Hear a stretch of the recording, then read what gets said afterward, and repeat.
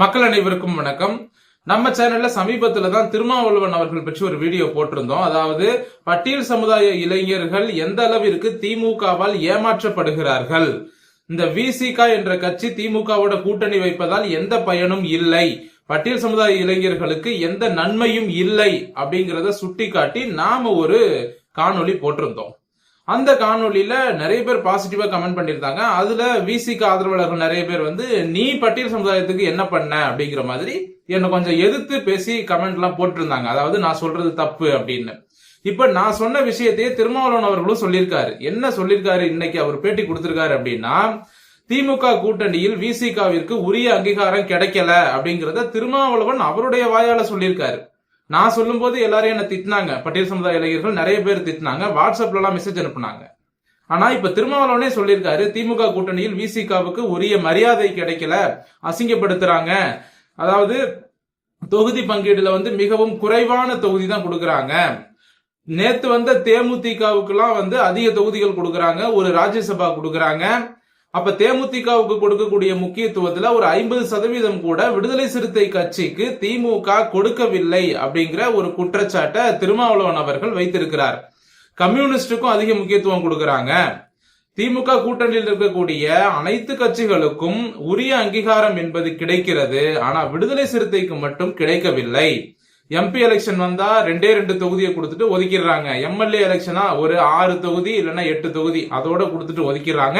இரட்டை இலக்கத்துக்கு வரவே மாட்டேங்கிறாங்க திமுக கூட்டணி அப்படின்னு சொல்லி திருமாவளவன் அவர்கள் மிகவும் அதிருப்தியில் இருக்கிறார்.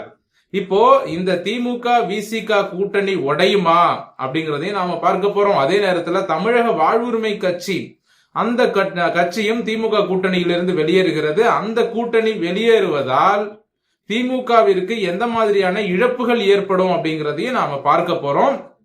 அதே போல திருமாவளவன் அவர்கள் திமுகவிலிருந்து வெளியேறி வேறு எங்கு செல்லலாம், அவருக்கு எங்க வாய்ப்பு இருக்கு, அவர் என்ன செஞ்சா அடுத்து அவருடைய கட்சியை மேல கொண்டு போலாம் அப்படிங்கறதையும் இந்த பதிவுல நாம பார்க்க போறோம். சோ இப்ப முதல்ல நாம தமிழக வாழ்வுரிமை கட்சி பத்தி வந்துருவோம்.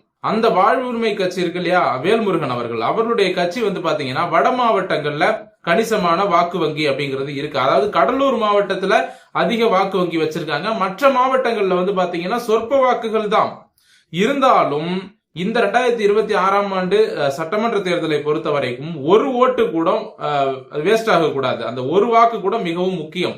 ஒரு வாக்கு 2 வாக்கு வித்தியாசத்துல கூட வெற்றி தோல்வி என்பது இந்த தேர்தலில் வரப்போகிறது.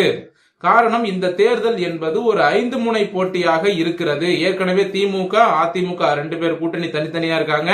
அதே போல நாம் தமிழர் வராங்க, விஜய் வராரு, 10வதுக்கு ராமதாஸ் சசிகலா 2 பேரும் சேர்ந்து ஒரு கூட்டணி அமைத்து 5வதா உள்ள நுழைகிறாங்க. இப்படி பலமுனை போட்டியாக இந்த தேர்தல் இருக்கிறதுனால ஒரு வாக்கும் கட்சிகளுக்கு மிகவும் முக்கியம்.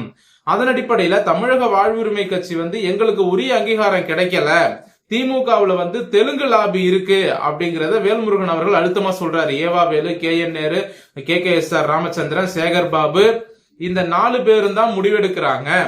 இவங்க சொல்றதான் ஸ்டாலின் கேட்கிறாரு. திமுகவில் உள்ள தமிழர்களுக்கும் முக்கியத்துவம் கொடுக்கப்படல, திமுக கூட்டணியில வரக்கூடிய தமிழர்களுக்காக அரசியல் செய்யக்கூடிய அரசியல் கட்சிகளுக்கும் முக்கியத்துவம் கொடுக்கல. தமிழக வாழ்வுரிமை கட்சி நாங்க எதிர்பார்த்த அளவுக்கு திமுக எங்களுக்கு சீட்டு கொடுக்கல.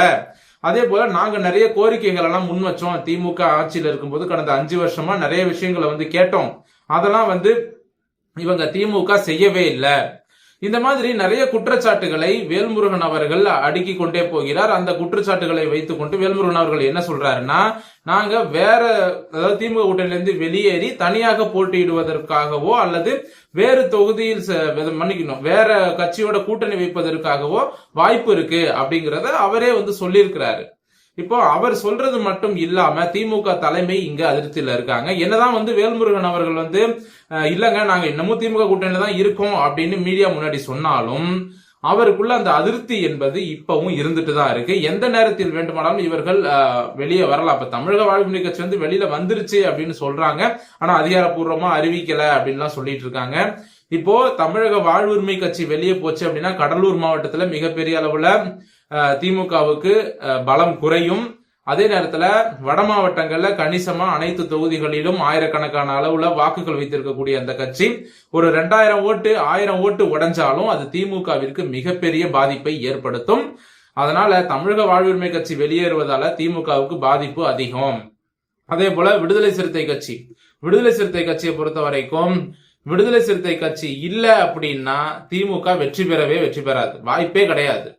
பட்டியல் சமுதாய மக்களினுடைய வாக்குகள் திருமாவளவன் மூலமாக விடுதலை சிறுத்தை திமுகவுக்கு போகுது. திமுகவுக்கு போறதுனாலதான் திமுகவுக்கு வெற்றி. திருமாவளவன் இல்லைன்னா தமிழ்நாட்டுல பரவலாக எந்த தொகுதியிலும் திமுக வெற்றி பெற முடியாது. தமிழ்நாட்டில் இருக்கக்கூடிய மொத்த தொகுதிகள்ல ஒரு 70% தொகுதிகள்ல திருமாவளவன் அவர்களினுடைய வாக்கு வங்கி அப்படிங்கிறது மிக முக்கியம். இன்னும் சொல்ல போனா 234 தொகுதிகளிலும் வாக்குகளை வைத்திருக்கக்கூடிய ஒரு கட்சி விடுதலை சிறுத்தை கட்சி. ஏன்னா 234 தொகுதிகளிலும் பட்டியல் சமுதாய மக்கள் வாழ்ந்து வருகிறார்கள், பறையர் சமுதாய மக்கள் இருக்கிறார்கள். அதனால தமிழ்நாடு முழுவதும் அனைத்து தொகுதிகளிலும் வாக்கு வங்கி வைத்திருக்கக்கூடிய அந்த விடுதலை சிறுத்தை கட்சிக்கு கூடுதல் தொகுதி கொடுக்கறதுல திமுகவுக்கு என்ன பிரச்சனை? அப்ப திமுக பேசக்கூடிய அந்த சமூக நீதி இதெல்லாம் பொய் தானே. இப்போ திமுக என்ன சொல்றாங்க, விடுதலை சிறுத்தை கட்சிக்கு அதிக சீட்டு கொடுத்தோம்னா மற்ற சமுதாயத்தை சேர்ந்த மக்கள் நமக்கு ஓட்டு போட மாட்டாங்க, மற்ற சமுதாயத்தை சேர்ந்த அரசியல் கட்சிகள் அவங்க நமக்கு ஆதரவு கொடுக்க மாட்டாங்க, இப்படி திமுக நினைக்கிறது. ஆனா நான் என்ன சொல்றேன், விடுதலை சிறுத்தையால் மட்டும்தான் திமுக வெற்றி பெறுகிறது, இதுதான் உண்மை. வெறும் கிறிஸ்டின் முஸ்லிம் மட்டும் ஓட்டு போட்டா திமுக ஜெயிச்சிராது. தமிழ்நாட்டுல கிறிஸ்தவர்களுடைய வாக்குகள் முஸ்லிம்களுடைய வாக்குகள் அதிகமா இருக்குங்கிறது உண்மைதான், நான் இல்லைன்னு சொல்லல. ஆனா இப்ப நீங்க கிறிஸ்டின் முஸ்லிம் இவங்க 2 பேரையும் தள்ளி வச்சுட்டு மத்தவங்க ஓட்டை கம்பேர் பண்ணீங்க அப்படின்னா கிறிஸ்டின் முஸ்லிம் ஓட்டு அப்படிங்கிறது ஒண்ணுமே கிடையாது. அது பாத்தீங்கன்னா 1% கீழே தான் வந்துடும்.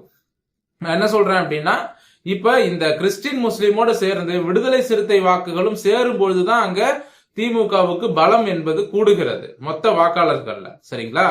இருக்கலாம், இப்ப கிறிஸ்டின் முஸ்லிம் சேர்ந்தா ஒரு 3% 4% இருக்கலாம்.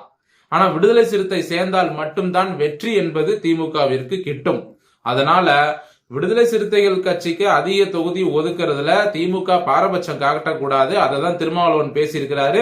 திமுக ஒருதலை பட்சமாக செயல்படுகிறது. விடுதலை சிறுத்தைகள் கட்சியை வளர்த்து விட திமுக விரும்பவில்லை. அதிக சீட்டு கொடுத்துட்டா விசிக வளர்ந்துரும், அது கூடாது அப்படின்னு ஸ்டாலின் அவர்கள் நினைக்கிறார் என்று திருமாவளவன் வேதனையோடு பேசியிருக்கிறார். இதன் மூலமா நான் இந்த பதிவுல என்ன சொல்ல வரேன் அப்படின்னா, திருமாவளவன் அவர்களே நல்லா யோசிச்சு பாருங்க.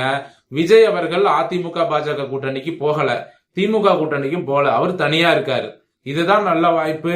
நீங்கள் விஜய் அவர்களோடு சேர்ந்து இந்த தேர்தலை சந்தியுங்கள்.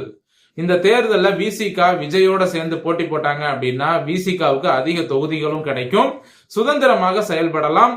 இப்ப திருமாவளவன் என்ன சொல்றாரு அப்படின்னா, மக்கள் நல கூட்டணியில இருக்கும் பொழுது நான் சுதந்திரமா செயல்பட்டேன், 25 தொகுதிகளுக்கு மேல நான் போட்டி போட்டேன், என்னால வேட்பாளர் தேர்வை சுதந்திரமா செய்ய முடிஞ்சது, கட்சி வேலையையும் சுதந்திரமா செய்ய முடிஞ்சது. ஆனா இப்ப திமுக கூட்டணியில இருக்கும் போது திமுக என்ன சொல்றாங்களோ அதை மட்டும்தான் கேட்க முடியுது, எங்களால சுயமா எந்த முடிவும் எடுக்க முடியல அப்படின்னு திருமாவளவன் பேசுறாரு. இதனாலதான் சொல்றோம், திமுக கூட்டணியில இருந்து வெளியில வாங்க, விஜய் ரெடியா இருக்காரு, விஜயோட கூட்டணி வைங்க, அதிக தொகுதிகளை கேட்டு வாங்குங்க, சுதந்திரமாக தமிழ்நாடு முழுவதும் அதிக தொகுதிகள்ல வேட்பாளர்களை நிறுத்தி விசிக ஒரு பெரிய கட்சியாக இருக்கிறது தமிழ்நாட்டுல அப்படிங்கறத காட்டுங்க. அப்பதான் தேர்தல் ஆணையத்துக்கும் தெரிய வரும். நீங்க தனியா நிறைய தொகுதிகள்ல வேட்பாளர்களை நிறுத்தி உங்களுடைய வாக்கு வங்கியை நிரூபிச்சாதான் உங்களுக்கு மாநில கட்சிக்கான அங்கீகாரம் அப்படிங்கிறது கிடைக்கும். இப்ப சீமானுக்கு எப்படி 8% ஓட்டு வாங்கி மாநில கட்சிக்கான அங்கீகாரம் கிடைத்ததோ அதே போல திருமாவளவனுக்கும் மாநில கட்சிக்கான அங்கீகாரம் அப்படிங்கிறது கிடைக்கணும். திமுகவுடைய கூட்டணி வச்சுக்கிட்டு இருந்தீங்கன்னா உங்களுடைய பலம் உங்களுக்கு தெரியாமலேயே போய்விடும். இதை திருமாவளவன் அவர்களுக்கு ஒரு அட்வைஸா நான் சொல்றேன். ஆக மொத்தம் திருமாவளவன் அவர்கள் விஜயோடு கூட்டணி வைக்கலாம், அதற்கான ஒரு வாய்ப்பு இருக்கு அப்படின்னு தான் நான் நினைக்கிறேன். ஏன்னா திருமாவளவன் இப்ப கொடுத்த பேட்டியை பார்க்கும்போது அவர் ரொம்ப வேதனையில பேசுறாரு. திமுக கூட்டணியிலிருந்து விடுதலை சிறுத்தை கட்சி வெளியேறுவதற்கான வாய்ப்புகளும் இருக்கிறது, தமிழக வாழ்வுரிமை கட்சியும் வெளியேறுவதற்கான வாய்ப்பு இருக்கு. ஆக மொத்தம் திமுகவுக்கு இந்த தேர்தல்ல ஒரு மிகப்பெரிய அடி என்பது காத்து கொண்டிருக்கிறது.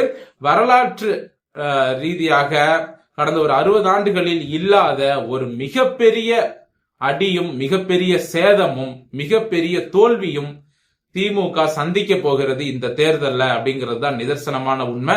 தமிழ்நாடு முழுவதும் 70% மக்கள், ஒட்டுமொத்த தமிழ்நாட்டு மக்கள்ல 70% மக்கள் திமுகவிற்கு எதிராக இருக்கிறார்கள் என்ற ஒரு நல்ல செய்தியை நான் சொல்லிக்கிறேன். நான் அதாவது நல்லா தெரிஞ்சுதான் சொல்றேன்.